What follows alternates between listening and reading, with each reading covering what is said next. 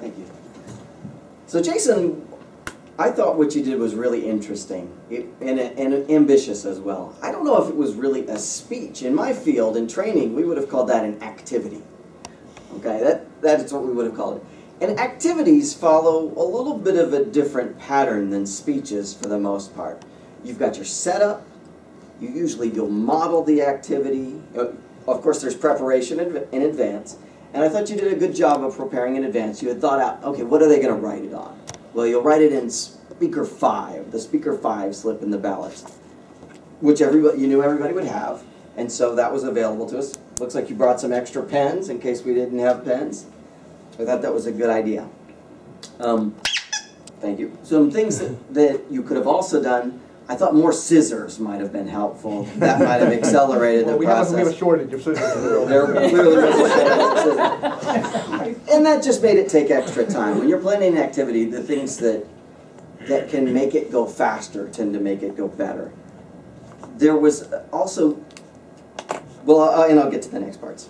So it looked like the goal of this activity was to teach us all what's essentially a math trick, which is cool. I love math tricks, and I think a lot of people in this room appreciate that sort of thing too.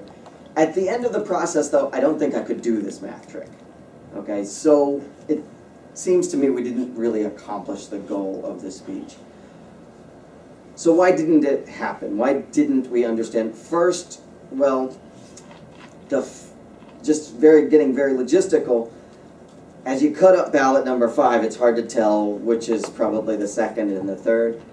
I think the way to overcome that, my advice to overcome that would be to model exactly what we're doing, because I think people started writing and started cutting before they understood that we would have to sort this out as first, second, and third, and that was probably the undoing of the activity.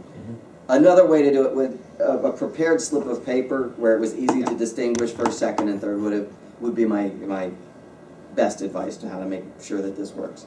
And I would love to see it work. It's the reality. I'm really curious about how this would work and the implications for how you can anonymously present this information.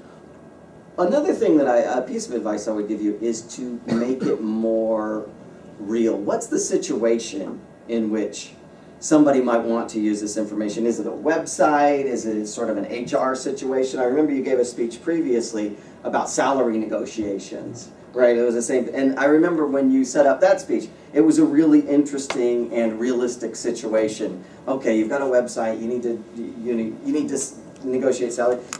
You wanted to jump into the activity. I think you understood that it was going to take most of the time to do it.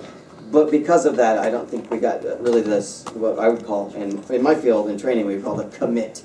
You get your audience to commit to, oh, this is why I want to learn this thing, because it's really an interesting and useful set of skills. Ultimately, I think if you did this again, it would be successful. I think you'd learn your lessons for, okay, the logistical hurdles to make this happen. More scissors, maybe a different slip, and I think it would be a successful, and ultimately I think it would be a fun activity for most audiences to participate in. Thank you.